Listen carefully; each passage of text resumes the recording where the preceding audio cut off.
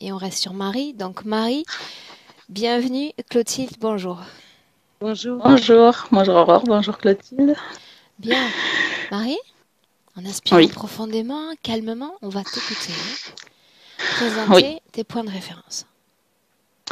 Alors, mes points de référence, donc je les ai faits plutôt par ordre chronologique, ce qui était plus logique pour moi. Mhm. Donc, j'ai commencé par une profonde tristesse depuis l'enfance. J'ai été non désirée. Ma mère m'a abandonnée quand j'avais 2 ans. On m'a vraiment ballottée à droite à gauche. J'ai un peu habité chez de la famille. Donc, je pense qu'il y a une insécurité aussi qui vient de là. J'ai une belle-mère avec qui je m'entendais pas du tout. Et puis au niveau scolaire, le rejet des camarades de classe, enfin de mon âge. Donc en fait, vraiment, j'étais tout le temps toute seule et je me suis construit un gros mur de barrière autour de moi et j'étais vraiment tout le temps dans mes pensées. Je fuyais la réalité. Donc après, j'ai un petit peu travaillé sur ces points, donc j'ai moins de tristesse quand même, mais bon, j'en sens toujours. Avant, je sentais comme un trou dans mon cœur, vraiment. Bon, maintenant, ça va, je gère un peu mieux Dis-moi une mes chose. émotions et j'ai. Oui, Quand maman abandonne, papa est présent ou pas? oui, c'est ça. Oui, j'ai vécu après avec mon père et ma belle-mère. Oui. Ok. Mhm.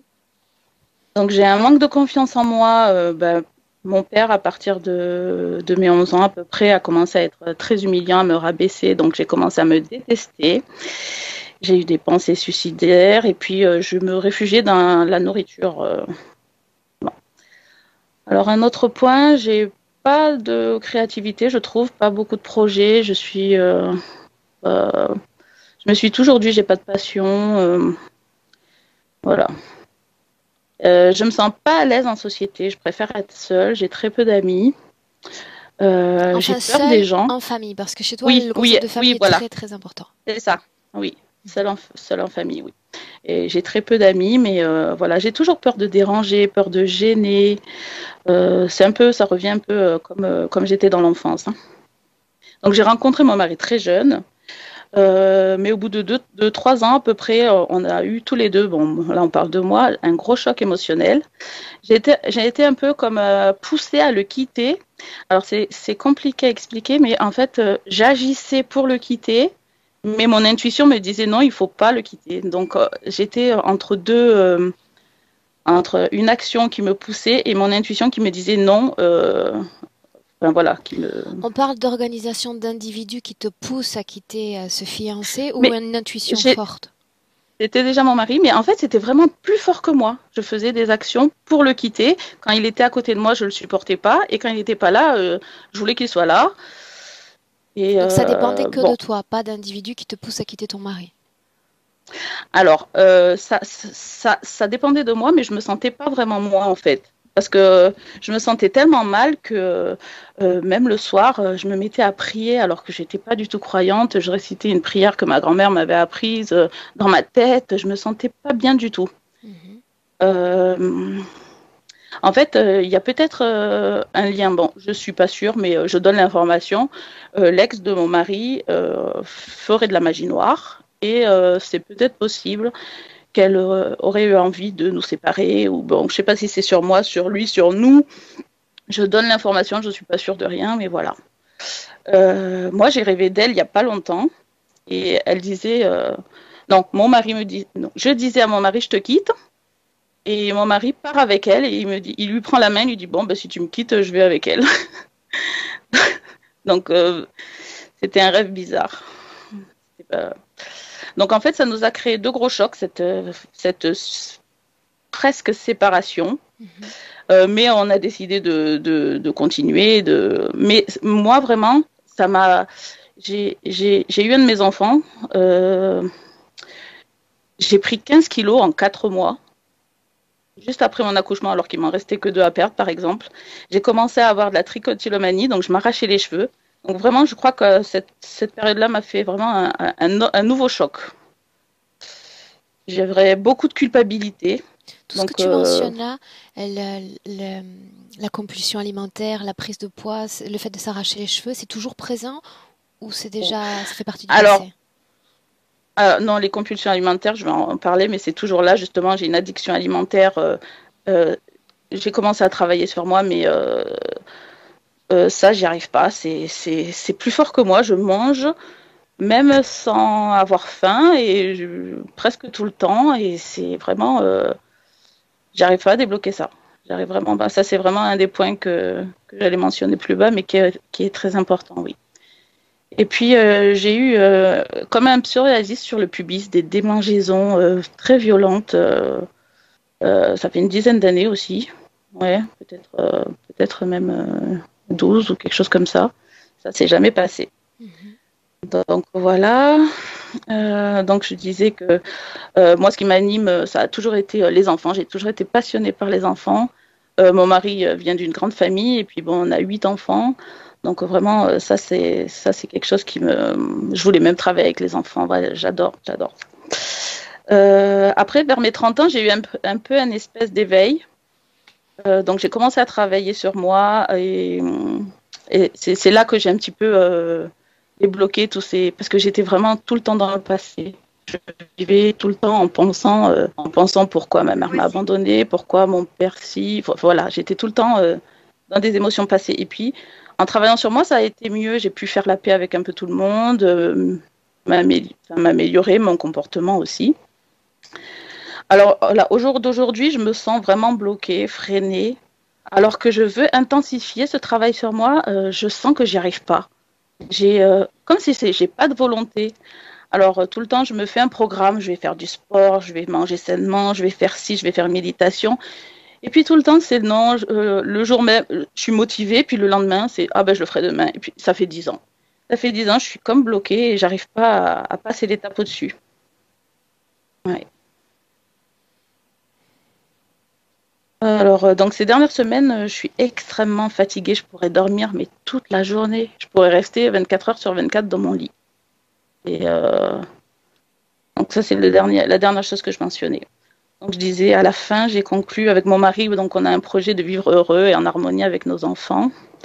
Donc voilà, je suis très fusionnelle avec eux et je voudrais savoir si ça allait pour eux aussi et puis la maison aussi parce que je sens un petit peu depuis quelques temps, je ressens un petit peu, j'allume plus la lumière alors qu'avant j'allais dans le noir, voilà, des choses comme ça. Ton mari, tu me précisais hors enregistrement qu'il avait une session. C'est Oui, avec une autre oui. équipe, avec moi? Non, non, avec toi. Ok. Oui. Et tu précisais également à Samia qu'il y a un jour où tu t'es levé dans une forme olympique. C'était le lendemain de ma prise de rendez-vous. Oui. Mhm. Ok. Oui. Et là, je me suis dit, ah ben, c'est comme ça que je veux retrouver mon énergie parce que vraiment, là, j'en ai presque plus. Oui, J'ai ce dont j'ai besoin, Marie. Je vais rester sur oui, Marie. Marie. oui. J'ai ce dont j'ai besoin, Marie. Les tests. Donc, je n'arrive pas à entrer en Non. état hypnotique, je ne vois rien. Ok, on y va? Oui, oui. Alors, un clic sur le micro, tu sais déjà, parce que tu me suis tous les jours, c'est pour ça que tu le sais. Allez, on y va. Une profonde inspiration, Clotilde, et on se lance. Au niveau du son, c'est OK. Fais-moi un, 2, 3. 1, 2, 3. Attends, j'augmente un peu ici. Encore? 1, 2, 3. Ouais, c'est parfait.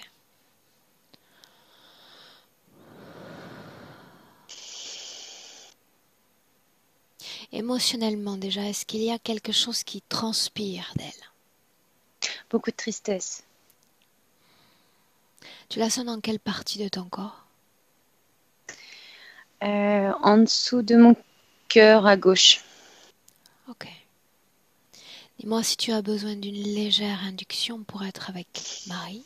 Non, je suis déjà avec elle. Alors identifie l'ADN. C'est bien elle. Est-ce qu'elle est fidèle à son corps physique?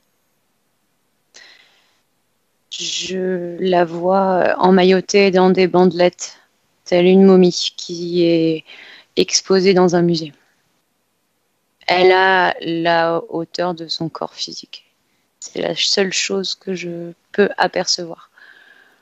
En réalité, on va se contenter de l'accord donné par son corps physique pour que tu transcendes ses limites de création et voir si par-delà ces bandes, elle correspond à son corps physique. Elle s'identifie ainsi. Oui. À la seule différence, c'est il lui reste quelques cheveux sur le crâne. Il y en a pas, elle n'a pas cette chevelure. Regarde la région génitale, par-delà ces bandelettes. C'est comme nécrosé, brûlé. Comme s'il y avait un trou. Parle-moi de la création dans laquelle elle s'inscrit. Tu parlais d'un musée? Oui, c'est comme un énorme hall de musée et elle se tient dans un sarcophage ouvert dans cette position, c'est-à-dire mis debout, appuyée. Et elle porte des lunettes et à travers ces lunettes, elle voit des visiteurs qui l'observent et ça l'insupporte. Elle en a ras-le-bol que les gens la voient. Avant d'aller plus loin, j'ai une curiosité. Voilà une femme dont le corps physique évolue au quotidien entourée, bien entourée, avec une maison garnie d'enfants. J'aimerais savoir, en superposant les deux dimensions, comment est-ce que tu la vois interagir avec tous ceux de la maison physique?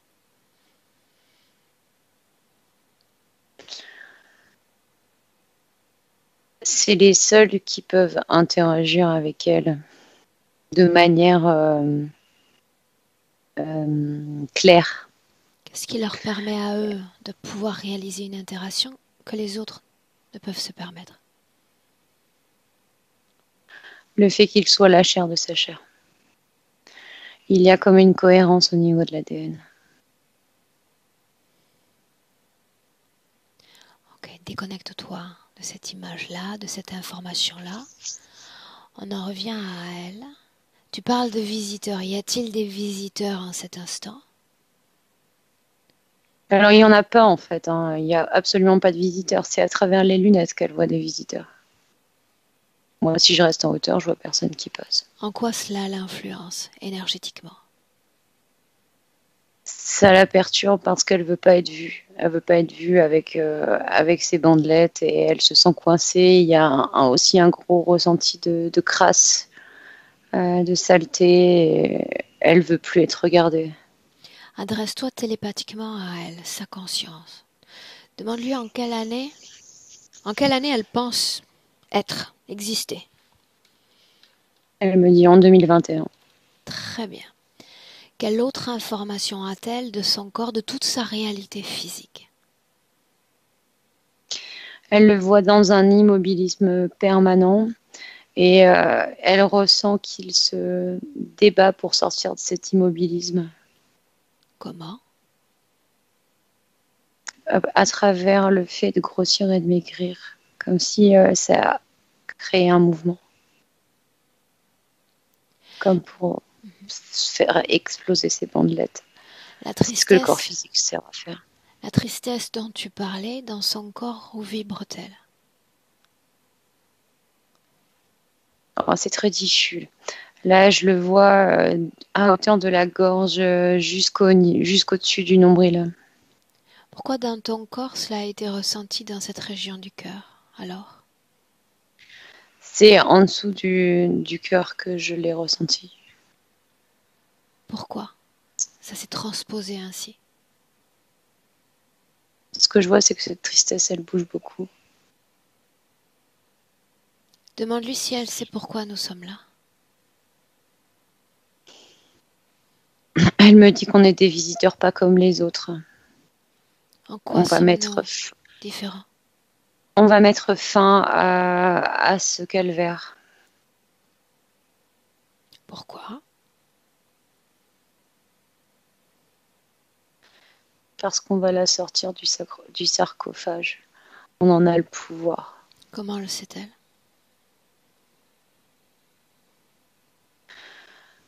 Elle voit qu'on est différent des visiteurs. Tu me laisses On ne lui se parler? moque pas d'elle. Tu me laisses lui parler directement? Oui, oui. Alors laisse-moi parler avec Marie. Marie, Oui, sais-tu qui je suis? une femme lumineuse. Un visiteur? Non, tu n'as pas la même lumière que... Tu ne me regardes pas de la même manière. Qu'est-ce qui te fait penser, au juste, que j'ai de la lumière si tu portes ce voile sur les yeux? J'arrive à te voir. Est-ce que tu as envie de me voir plus encore au-delà de ces lunettes? Oui, Permets-tu que j'enlève ces lunettes que tu portes? oui. Et voilà. Regarde-moi.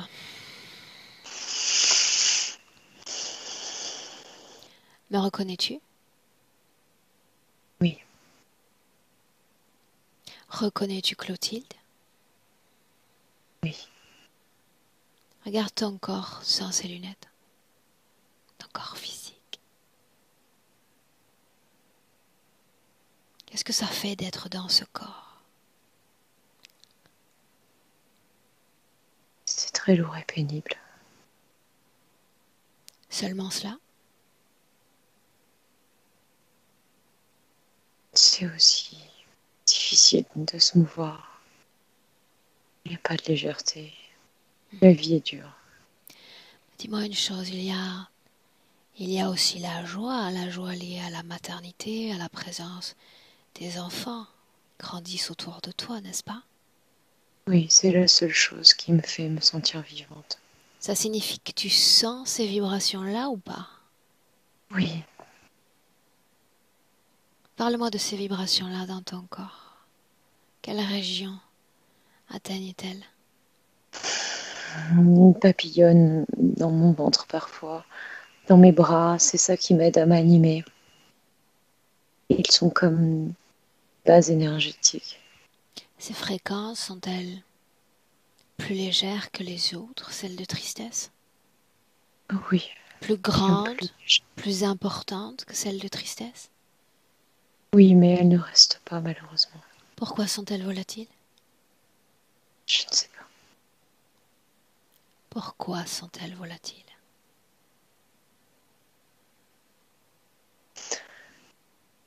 Elles se dissolvent très rapidement et la tristesse regagne une autre partie, Qu'es-tu? comme un nuage gris. Homme, femme, âme, momie? Je suis femme. Alors qu'est-ce que tu fais dans cette condition-là? Je ne sais pas. Tu peux voir l'endroit où tu te trouves. Réaliser la condition ésotérique de ton propre corps. Regarde-toi. Regarde.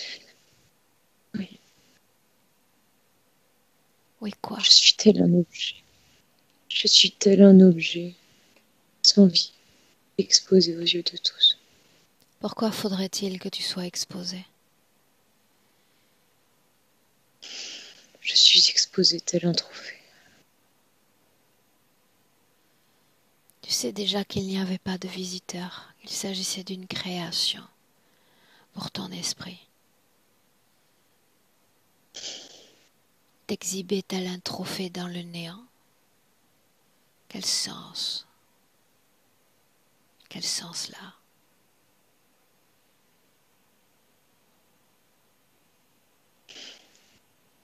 Une vie sans vie.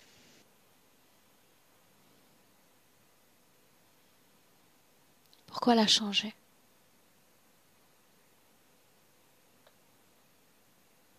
Quelque chose en moi me pousse. Ça suffit. Penses-tu que cela sera suffisant pour changer? Oui ou non? Oui. Il faut que j'arrive à faire grandir cette volonté en moi. Qu'est-ce qui t'en empêche? Mon immobilisme, mes liens, ces attaches autour de moi m'empêchent d'exprimer ce que je suis et de m'expandre. La volonté ne dépend pas de l'extérieur ou d'un quelconque objet qui viendrait entraver ton corps. Elle se déploie de l'intérieur, souviens-toi. Nul objet ne saurait entraver l'expansion de liberté. Encore faut-il le vouloir et croire que l'on est capable d'expanser sa volonté. Y crois-tu? Oui, j'y crois. À qui appartient ce musée?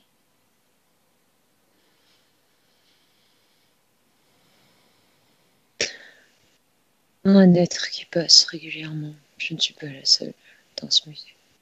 Il y a d'autres âmes humaines? Oui, Est-ce que tu communiques avec ces autres âmes? non, Comment fais-tu pour sentir leur présence? parce qu'il les déplace parfois et je les vois se déplacer. Pourquoi est-ce qu'ils les déplacent? Il les déplace tels des trophées pour décorer son temple, son musée. De quoi il a l'air? Il est très grand. Il ressemble à un serpent. Un énorme cobra. Est-ce qu'il rampe? Est-ce qu'il marche? Il rampe. Oui, il a une capacité à se dresser. Très haut. Appelle-le. Appelle-le. Il est très en colère. Dis-lui de venir. Il est là. Bien. Laisse-moi avec Clotilde. Déconnecte. Déconnecte. Ok. Dis-moi comment est-ce que tu te sens. Très bien. Regarde l'autre et dis-moi de quoi il a l'air. Comme elle a décrit, un cobra qui a une énorme tête et une espèce de collerette là, avec des yeux de reptile. Et Sa couleur?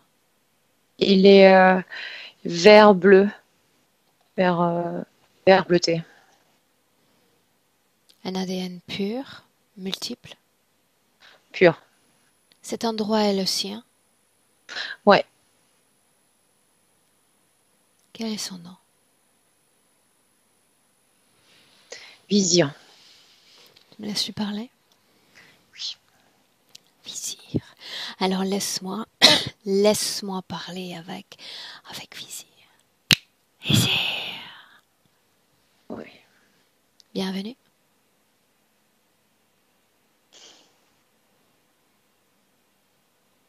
Bienvenue, j'ai dit. Oui. Tu réponds merci. Merci de m'accueillir. Qu'est-ce que J'écoute. tu fais ici? Merci de m'accueillir. Je veux l'entendre.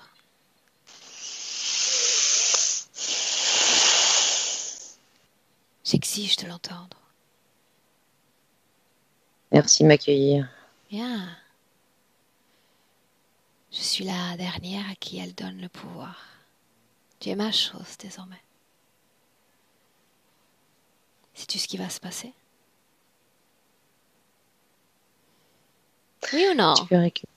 Tu peux récupérer un trophée, toi aussi? Peut-être. Toi? Oui. J'ai déjà beaucoup de trophées, tu sais. J'aime la collerette. Ça donne un côté original à ma collection. Mais avant ça, je vais pénétrer ton esprit. Parce que je veux savoir tout ce que tu sais sur cette âme humaine. Pourquoi elle est dans ce corps-là, à cette époque-là, pour commencer.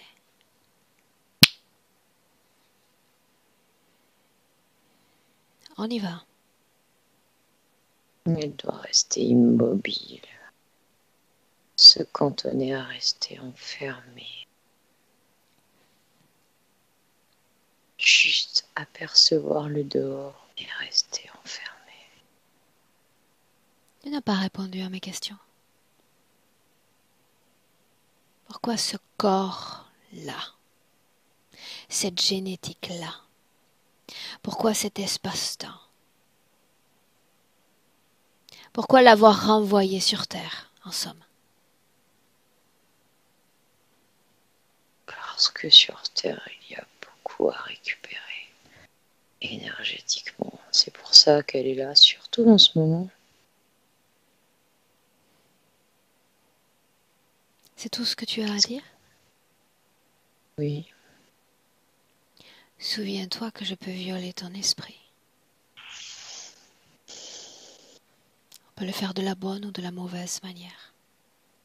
C'est le choix que je te donne. La bonne, tu réponds aux questions que je pose, la mauvaise. J'absorbe ton esprit, comme s'il était le mien. Que restera-t-il quand j'aurai tout absorbé? Je te laisse deviner. Quel impact as-tu sur la femme qu'elle est, Marie? Je suis son maître, je décide. Quel impact? Je l'épuise. Quoi d'autre? Je me nourris de sa tristesse et de sa solitude, dans son immobilisme. Quoi d'autre? Ce sentiment de ne pas être digne d'être une humaine aussi, c'est intéressant. Pourquoi cette création-là? Cette création datée?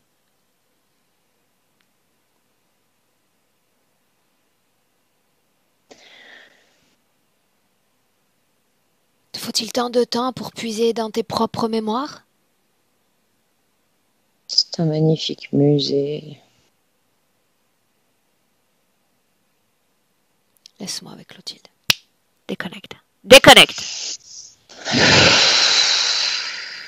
Déconnecte. Ok, Dis-moi comment est-ce que tu te sens? très bien. À toi de lire l'esprit maintenant. L'esprit de Marie. Il y a sur sa ligne de temps un instant où elle croise énergétiquement cet être pour la première fois. L'origine de leur rencontre. Emmène-nous. Je suis en Égypte. 400 ans avant Jésus-Christ. Continue. Elle est une femme dans une maison, on dirait un riad. Quel âge est-ce qu'elle apparente? Une vingtaine d'années. De quoi elle a l'air physiquement? Elle porte une robe blanche, elle a les cheveux au carré. Elle est très belle, très lumineuse avec des yeux marrons. Elle est vraiment splendide, cette femme. Quelle est sa condition ésotérique dans cette scène? C'est une femme libre qui vit telle une princesse. Qu'est-ce qu'une princesse? Elle a la richesse et du coup, elle a des serviteurs qui lui font les tâches dans la maison. Sans communiquer avec elle. Sans communiquer avec elle. Quelles ont été les conditions de son incarnation dans ce corps de femme? Est-elle venue volontairement? Oui. Pourquoi? Ce lieu, ce corps. C'est en rapport avec l'Égypte. le décor, les couleurs. C'est le pays qu'elle a choisi. Pourquoi Et je celui-là vois plutôt qu'un autre? l'étude de tout ce qui peut se passer dans ce pays. Il y a quelque chose en rapport avec la planète d'où elle venait. Reste sur Terre pour le moment. C'est une histoire commune. Elle cherche des réponses par rapport à sa planète d'origine. Et ça se trouve en Égypte. Continue de pénétrer l'information sur ce qu'elle cherche, vivre, trouver, expérimenter à travers ce pays, cette terre, son corps. Comme si elle cherchait des pièces d'un puzzle qui ont atterri dans ce pays. Quelle pièce? C'était des pierres, des symboliques, des messages qui sont dans ce pays. Un exemple. Je la vois chercher dans des grottes enfouies. Ça n'a rien à voir avec les pyramides, hein. Mais c'est des petites grottes dans lesquelles il y a oui, on pourrait dire des hiéroglyphes, mais ça ressemble pas du tout aux hiéroglyphes qu'on connaît. Et ces messages, en fait, appartiennent à sa planète. C'est des choses qui leur manquent là-bas, et c'est pour construire d'autres éléments. Et elle veut ramener absolument Quel type de message? ces infos. Ce sont des messages par rapport à la construction d'édifices chez eux. Que font ces morceaux-là sur Terre? Ils ont servi sur Terre. Ils devaient servir sur Terre. Ils n'ont jamais servi. Pourquoi? Ils ont été envoyés comme parachutés pour mettre en place un édifice. C'est en rapport avec de l'énergie, une captation, une fabrication d'énergie. C'est pas capter l'énergie, c'est fabriquer Princesse l'énergie. dans une grotte? Je te dis princesse parce qu'elle a une condition assez aisée. Elle n'est pas considérée comme fille d'eux. Quand je te parlais de princesse, c'est une femme qui vit aisément seule dans un palais Seule? avec des domestiques. Oui, Comment se fait-il qu'elle soit seule? parce qu'elle va bientôt se marier Avec qui? avec un homme qu'elle a rencontré justement en réalisant ses fouilles. Ils sont très connectés l'un et l'autre.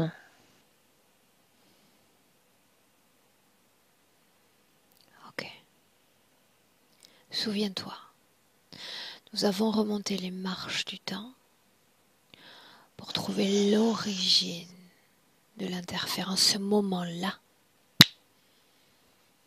Avance. Je la vois être prise dans un éboulis en creusant. C'est une matière physique qu'elle recherche? Oui, oui, oui.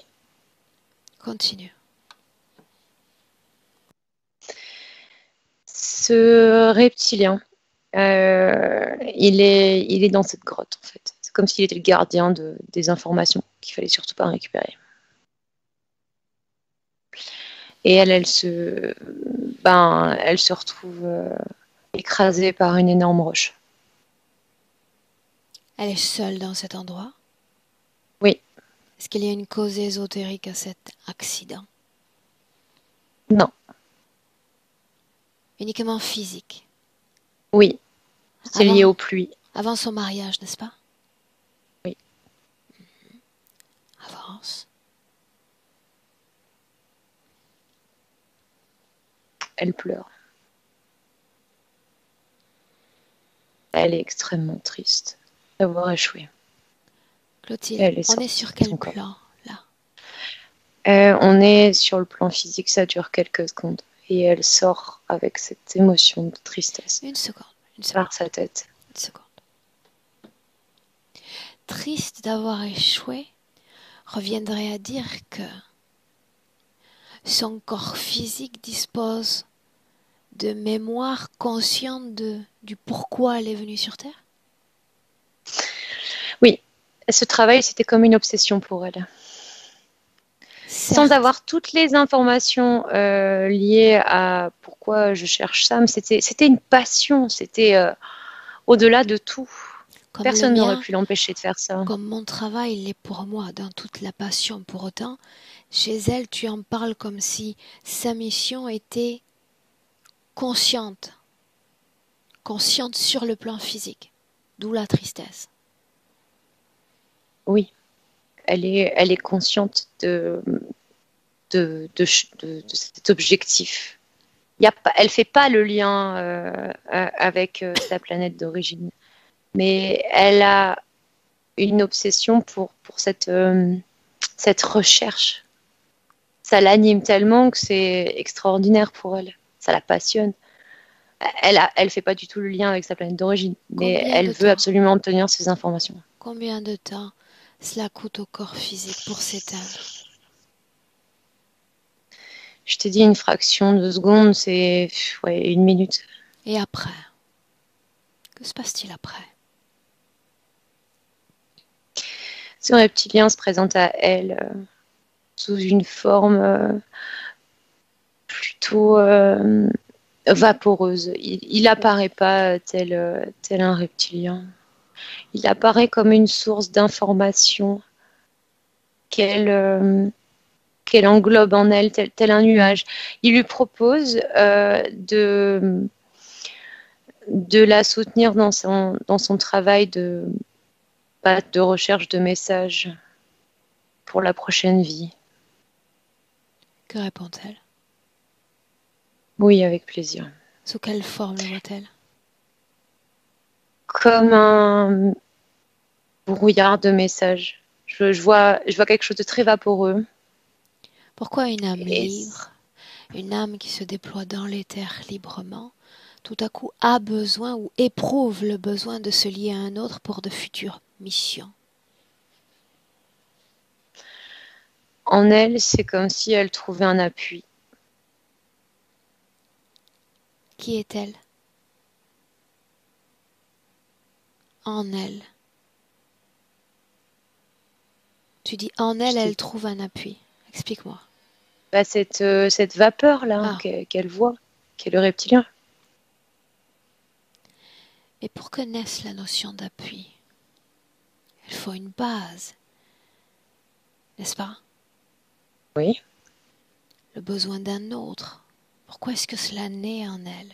Elle était libre jusqu'alors.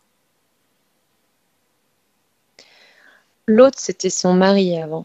Enfin, son futur mari. Ils effectuaient des recherches tous les deux. Quand je te disais tout à l'heure qu'ils étaient très connectés, lui aussi était passionné par ça. C'est comme s'ils étaient venus ensemble et qu'ils n'en Suis-la avaient pas au-delà, confiance. au-delà du corps. Elle quitte son corps physique, elle quitte notre Oui, réalité. elle est comme enveloppée de cette vapeur, comme pour la contaminer entièrement. Et immédiatement, il met en place ses bandelettes et il la met dans son armoire à trophées, si on peut dire. Ça, c'est la perception de l'entité. On reste sur ce qui se passe de l'autre côté, de notre vision à nous de la situation. Que sont ces bandelettes?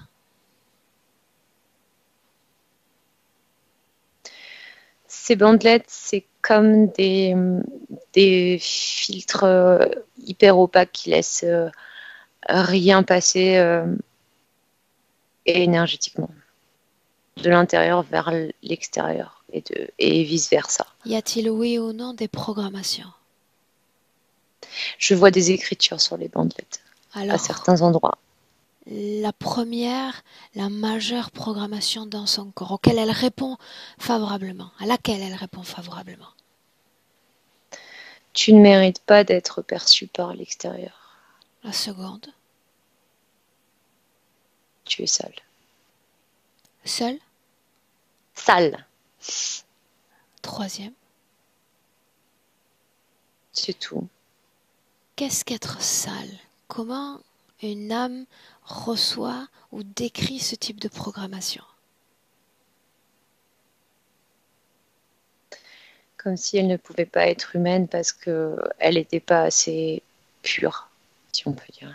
Pour l'âme, je veux dire. Pour le corps physique, nous savons ce qu'est être sale. Mais pour une âme, comment agit ce C'est une... type de programmation? c'est comme si l'âme ne se sentait pas à la hauteur des autres âmes qu'elle côtoie. Je sais pas comment t'expliquer Avec de la autrement. valeur, Oui, avec une certaine valeur. sans Et estime. voilà. Entre ce moment marquant l'origine de l'interférence et notre vie présente avec Marie, combien est-ce qu'il y a d'expériences humaines? Il y a eu 12 expériences. Est-ce qu'il y a un noyau commun à ces vies-là? Je vois surtout la difficulté à interagir avec le monde extérieur en dehors de la famille. La famille, La... justement. La famille. Je lui ai dit avant qu'on ne commence, j'ai un intérêt, un grand respect pour les familles nombreuses, les mères de famille notamment. Ce choix pour elles de s'entourer, de créer, de donner la vie à cette famille, est-ce qu'il y a une cause ésotérique? Oui, oui, oui, bien sûr. Dis-moi. Bien sûr. Ben, ce que je vois quand je regardais les autres vies, c'est qu'elle a beaucoup souffert de solitude. Et là, en créant sa propre famille, de par l'ADN, ça les rend plus compatibles. Elle peut percevoir les émotions qu'ils peuvent lui envoyer et les fréquences. Et ça la fait se sentir beaucoup plus vivante. C'est une manière à elle d'échapper à l'interférence. Donc elle crée son microcosme pour se sentir comprise, pour être Ouais. reconnue. Mhm. Reconnue dans le sens identifié. Oui. Tu vas te placer sur la ligne temporelle quelques instants avant qu'elle ne se réincarne en tant que mari. Quelques instants avant. Où sommes-nous? Toujours avec ce sarcophage. Comment se passe la réincorporation? Regarde le processus. Je vois comme un catalogue de famille. Et la maman est choisie par rapport à sa faiblesse. Qu'est-ce que faiblesse? Ça va, comme si la solitude était très importante et cette maman-là était vraiment pas parfaite pour que cet enfant expérimente la solitude, La solitude ou l'abandon? l'abandon, mais qu'elle se sente seule. C'est vraiment Pourquoi bien. fallait-il qu'elle expérimente ça dans ses chairs et énergétiquement? Parce que ça renforçait ce sentiment de solitude qu'il veut absolument maintenir à travers toutes les vies. Maintenir ou Et créer? créer à chaque vie, Regarde-la à l'âge l'enfermement dans la de boîte.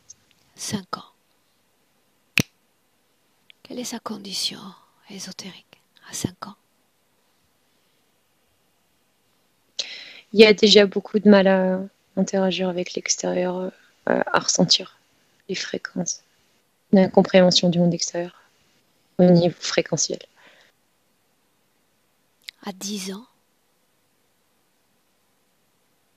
Ça s'est accru et il y a un sentiment d'abandon et un manque de confiance en soi avec ce sentiment de ne pas être digne.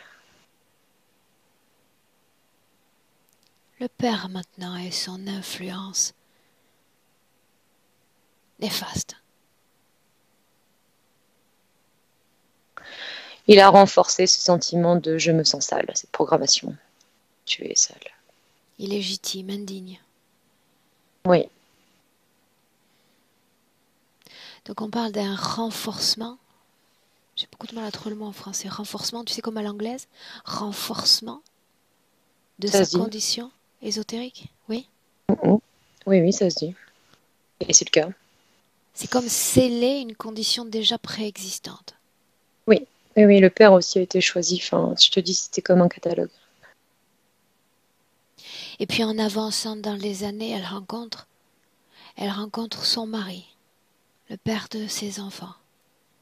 Oui. Énergétiquement, comment est-ce que tu vois cette rencontre, cette interaction de ces deux humains?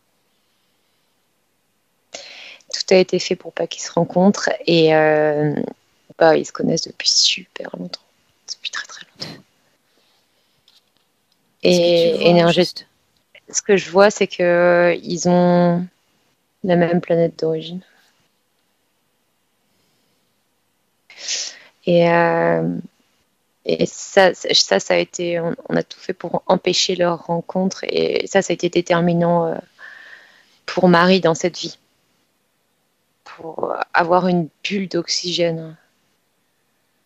Pour autant, pendant un laps de temps, elle voulait rompre ce Ouais. mariage, comme si elle était tiraillée par des forces contraires. Mhm. C'était Que le cas. s'est-il passé? C'est l'interférence qui a tenté de semer le trouble. Là, c'était dans une incompréhension, comme s'il avait posé un filtre en plus. Leur communication devenait incompréhensible. Il disait bleu, elle entendait rouge. Les séparer à tout prix. Pourquoi s'est-elle réfugiée dans la prière? Qu'est-ce qui pousse son corps physique à faire ça?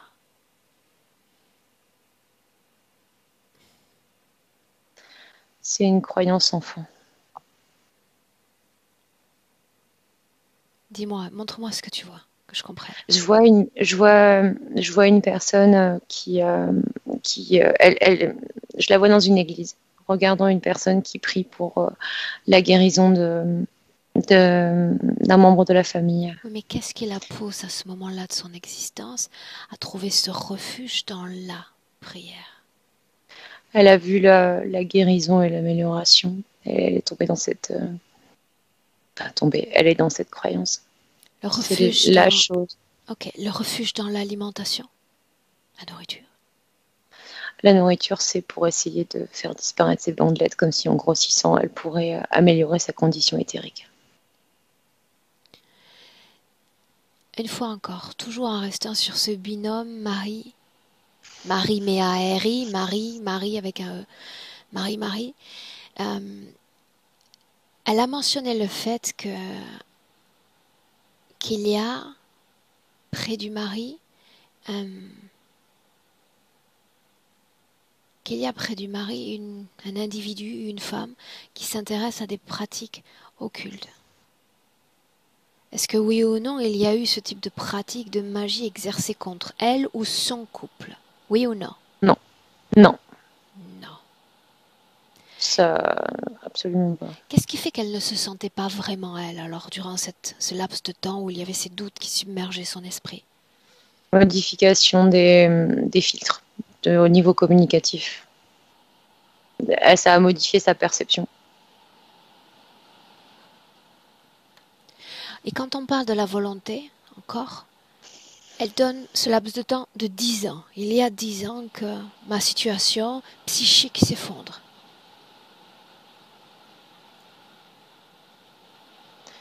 C'est comme si elle en avait pris conscience il y a 10 ans. Pris Il y conscience avait de eu quoi? un déplacement de cette volonté qui s'effondre. Elle a toujours été très compliquée, cette volonté Qu'est-ce que compliqué? à avoir en elle. C'est aller puiser beaucoup d'énergie pour avoir cette volonté. Alors que normalement, en un claquement de doigts, ta volonté est là. Tu l'appelles. Alors qu'est-ce qui fait que c'est éteint chez elle? C'est cette posture et c'est cet immobilisme permanent. C'est épuisant, il n'y a plus de volonté. Oui, mais là tu lis encore l'information à travers l'interférence. Qu'est-ce qui fait qu'en elle, cette volonté soit éteinte, qu'elle ait laissé éteindre sa volonté, sa force intérieure? J'ai cette programmation qui a comme puisé dans la volonté. Comme si elle devenait tellement lasse que la volonté, tel un feu qui n'a plus de bois, était en train de s'éteindre. Tu me laisses lui parler directement un instant? Oui. Alors Marie, dans le présent, laisse-moi avec Marie. Maintenant. Marie. Oui. Marie, est-ce que tu as accès à toutes les informations que nous venons de collecter? Toutes les informations. Oui. Quelle Oui, information te surprend le plus? que j'ai eu des programmations. Je me sentais tellement seule pendant tout ce temps.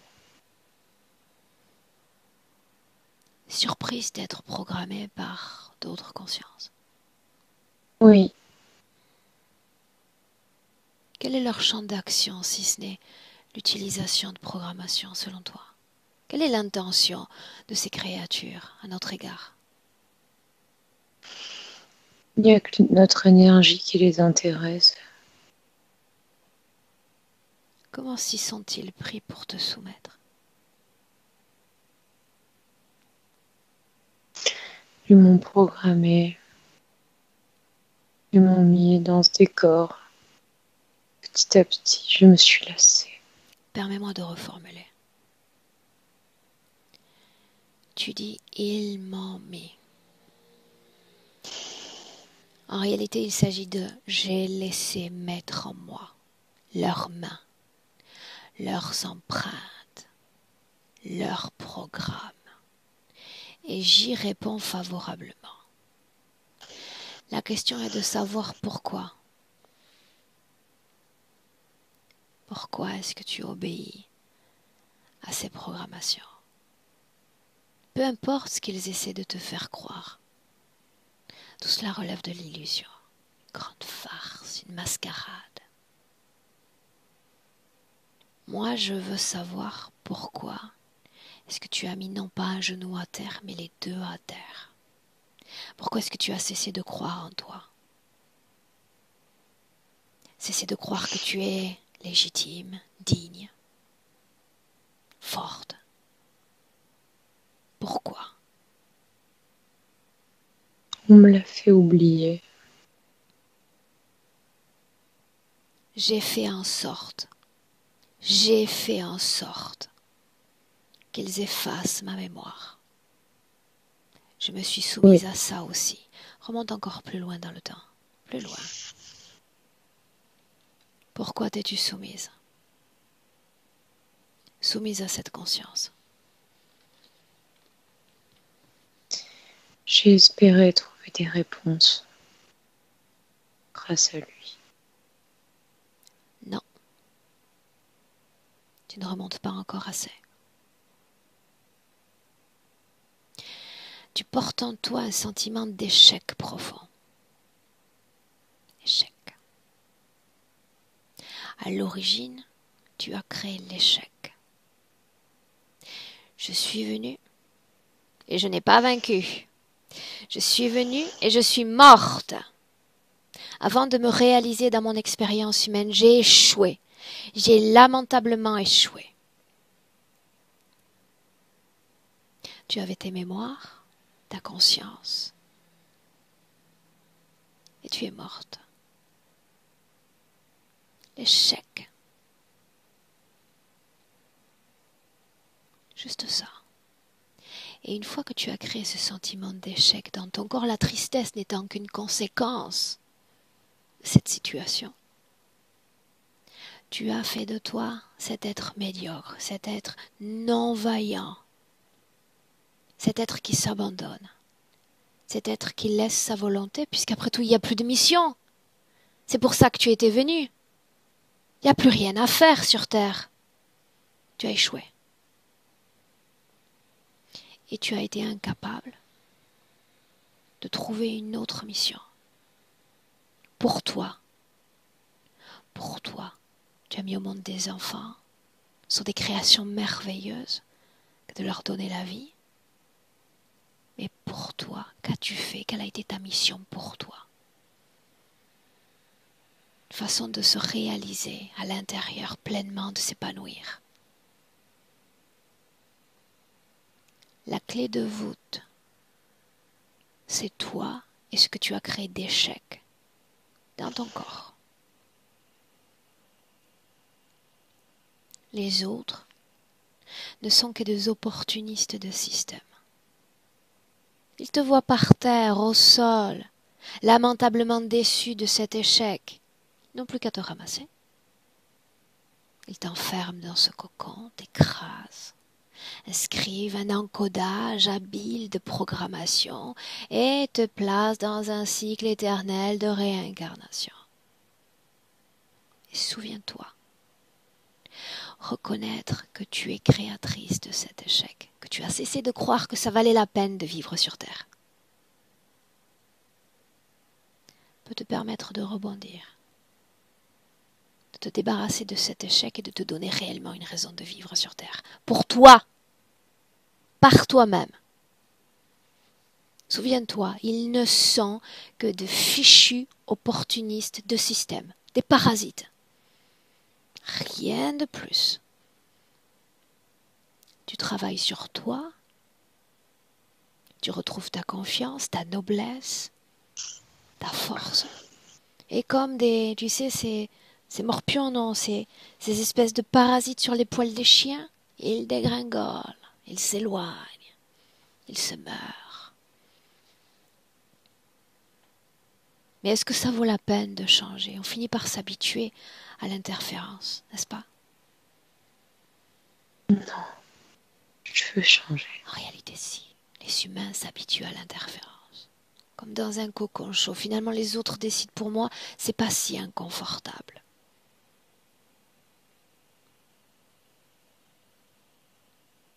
Le choix. La liberté que tu as, c'est celle de prendre un choix. Rester ainsi dans cette situation ou te donner une chance, une mission, une nouvelle mission de vie dans ce corps. Une façon de te réaliser pleinement dans ce corps de Marie. Le choix. À toi de voir à ce stade. Je souhaite me réaliser pleinement. Pourquoi est-ce que ça vaut la peine? Parce qu'il y a plein de choses à vivre, il y a plein de choses à sentir. Au-delà de tout ça. Sûr? Je le veux. Oui, sûr. Alors il faut te transformer de l'intérieur. Sans même rien toucher à ce que eux ont contaminé dans ton corps ou ce qu'ils ont encodé. Je veux que tu ailles au plus profond de tes entrailles et que tu te dises que ça vaille la peine. Que tu n'es pas un échec. Tu ne l'es pas. Te dire que cette planète a la chance de t'avoir. Que tu peux imposer ton rayonnement à une partie de notre humanité, que ça vaut la peine. La peine de faire des rencontres, d'ouvrir son cercle social, de permettre aux autres de sentir ce rayonnement. Et tu peux t'inventer des milliers de missions, des tentatives ou des réalisations concrètes de vie sur Terre. Cet échec et tout ce qui vibre à la valeur de cet échec, de cette déception et de cette tristesse, débarrasse-toi-en. Ici et maintenant, c'est ta chance.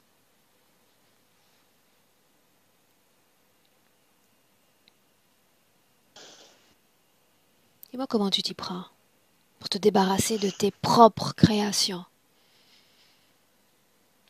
Je fais des boules que je jette à l'extérieur. Je condense tout et je jette.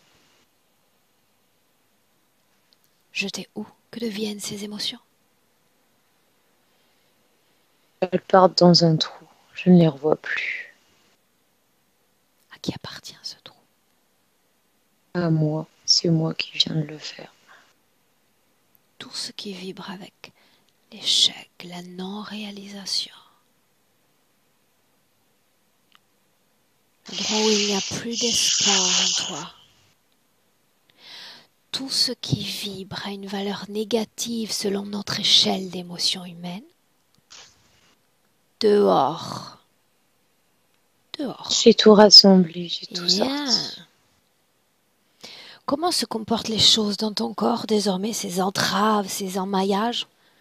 Tout est en train de tomber, tel de la poussière au sol. Bien. Et pendant que tu es encore légèrement connecté à tes interférents, j'aimerais les voir tous autant qu'ils sont, ceux qui sont connectés directement à ton énergie. Des parasites. Combien sont-ils? Il n'y a que ce cobra. Bien. Est-ce qu'il fait peur? Non, il est plus petit. Ah.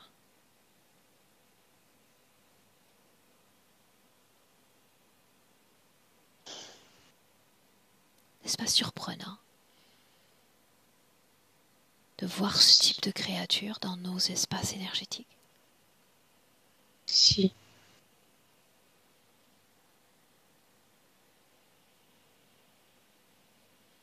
Qu'est-ce que tu voudrais dire à cet interférent? Futur ex-interférent, c'est comme ça qu'on dit. Qu'il rentre chez lui.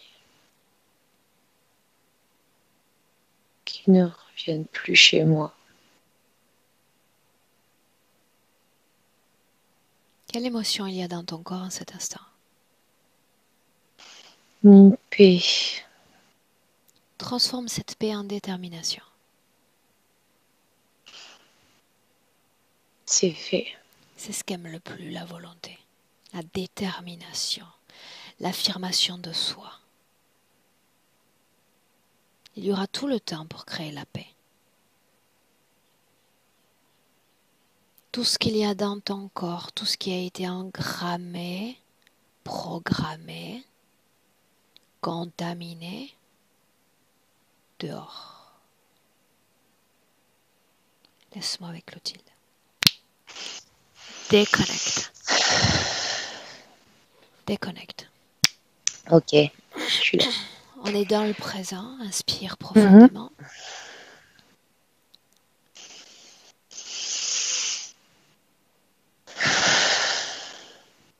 Dis-moi, comment est-ce que tu la vois dans le présent? Je la vois avec une grande transparence, comme si elle arrivait à moduler la couleur de son corps et qu'elle passait tout au peigne fin, vérifier qu'il n'y a pas de programmation. Elle a émis une grande vibration pour se débarrasser des ultimes programmations qui sont tombées au sol. C'est ce que je vois. Comment est-ce que tu te sens? Très bien. Ok. Elle s'époussette. Ok. Elle s'époussette. Elle enlève la poussière. Comment est-ce que tu vois la région génitale désormais? Je la vois très lumineuse, comme si elle était en processus de réparation. La région C'est fini. énergétique des organes, cœur, poumon, système digestif. Tout est très fluide et très, très limpide. Corps mental. Il vibre normalement, harmonieusement. Est-ce que tu vois encore quelque chose dans son corps ou sur son corps qui ne lui appartient pas? Non, il n'y a plus rien. Ok. Quelle apparence a-t-elle alors? Elle a de nouveau des cheveux. Elle est un peu plus dense que tout à l'heure. Et elle sourit. Quel type de fluidité, de cohésion y a-t-il entre les deux corps, physique et éthérique? 100%. 100%. Bien. On garde les parasites comme trophée? Non, Un petit musée. elle dit que ça l'intéresse pas, qu'elle a décidé qu'ici et maintenant, il sortait de chez elle. Alors elle se débarrasse du musée, de la collection, des interférents, de tout et de tous. Elle récupère sa réalité éthérique à 3. 1, 2 et 3.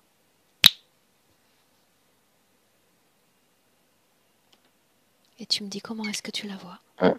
On est sur, elle a revêti un habit blanc et on est sur une plateforme blanche qu'elle fait tourner en réfléchissant aux couleurs qu'elle va mettre dans ce paysage.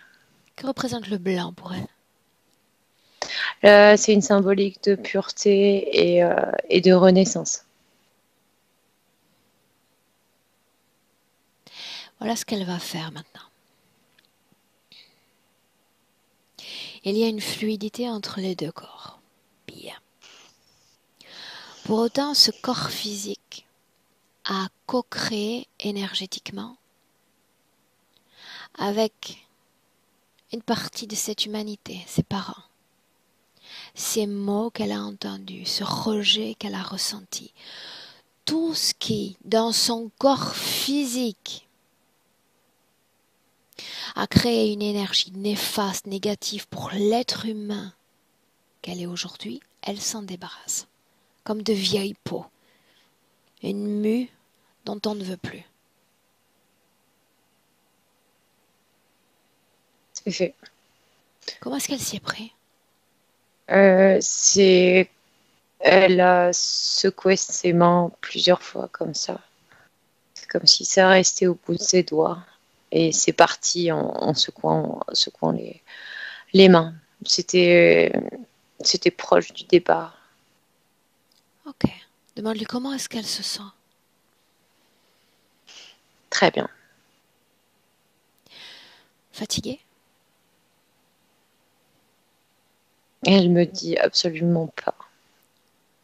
Alors on va jeter un coup d'œil sur la maison familiale et ses enfants. Elle nous dit ce qu'elle voit.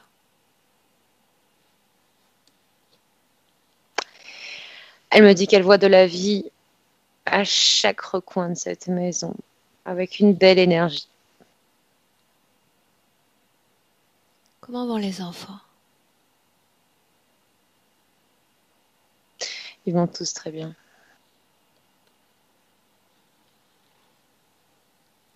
Comme j'ai dit à son corps physique, elle peut, si ce n'est pas déjà fait, transmettre les influences, tu vois, lapsus révélateur, transmettre les informations pour influencer positivement ses enfants, libres, souverains, créateurs de leur destinée, peu importe l'âge qu'ils ont.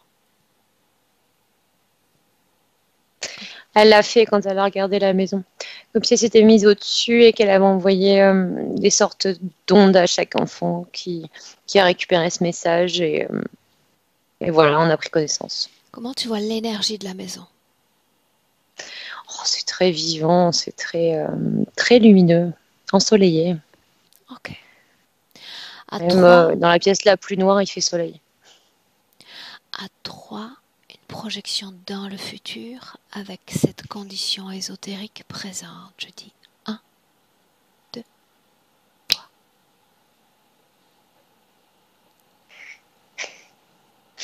Je la vois en train d'expérimenter les travaux manuels, des choses qu'elle n'aurait jamais osé faire.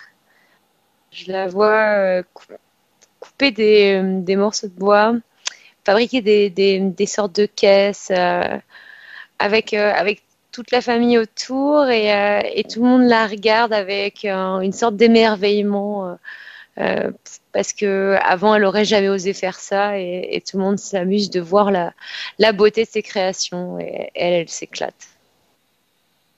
La relation à son corps, à l'hygiène du corps. Hygiène alimentaire. Oh, c'est une très grande écoute de son corps, de ses besoins. Un, un équilibre qu'elle a jamais connu. Ok. Autre chose? Non, j'allais t'ajouter à propos de cet équilibre, c'est comme s'il y avait une corbeille de fruits et qu'elle prenait un fruit, imaginons une banane et une pomme, et elle se demandait quel était le mieux pour elle. Et c'est comme ça qu'elle va évoluer au niveau alimentaire. Et ça va être pour tout dans sa vie. Qu'est-ce qui est le mieux pour moi? Cette question va lui revenir. C'est ce que sa partie subliminale voulait aussi lui montrer. Ok. Est-ce qu'elle veut communiquer directement avec son corps physique? Non, c'était juste ce message. Qu'est-ce qui est le mieux pour moi? Il irait à suivre. Alors on rentre. Tu la salues. C'est un de belles créations. On rentre. Bien, tu prépares ton corps comme à notre habitude, de 1 à 3, à 1 à ton tour, déconnecté. Déconnecté complètement de tout et de tous. Déconnecté.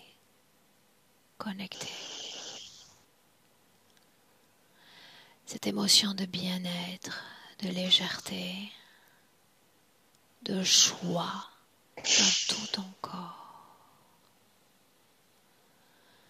Chaque organe, chaque atome de ton corps, de haut en bas, de bas en haut, comme une vague agréable, plaisante.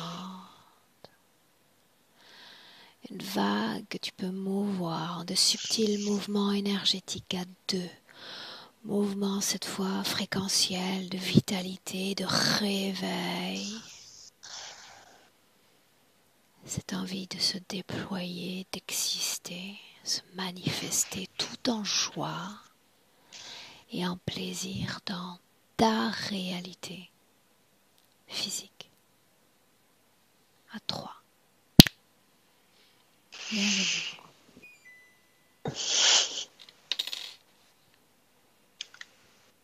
Comment est-ce que tu te sens? Très bien. Physiquement? Aussi, très bien. Marie, je te laisse revenir. Oui. Comment tu te sens? Eh bien, je me sens légère et puis je sens des petites vibrations partout sur mon corps, des énergies. Est-ce que tu peux, en quelques mots, partager avec moi ce que tu as ressenti à l'écoute des informations de cette session? Alors, j'ai une petite anecdote. Je me suis souvenu que quand j'étais jeune, vers les 5, 6 ans, mes parents, enfin mon père et ma belle-mère avaient c'était pas un tableau, c'était une décoration, c'est comme un tableau mais en tissu qu'ils avaient mis dans les toilettes et c'était un gros cobra. Et ça me faisait un peu peur. Une petite anecdote. Sinon, quand j'ai changé les fréquences, ça me faisait respirer, mais vraiment prendre de grandes respirations et là, je me sens bien. Bien. Marie, on n'en a pas parlé Oui, avant le début de la session. Est-ce que tu souhaites partager ce travail ou le maintenir privé? oui, je veux bien le partager. Est-ce que je dois flouter ton visage? Alors, je préfère, oui. Ok. Alors, je te garde avec nous 1 minute en ligne. On te souhaite une très belle continuation et des nouvelles dans quelques semaines, si tu veux bien. Oui, d'accord, merci. Bien, reste avec nous, Clotilde, merci. Bon week-end.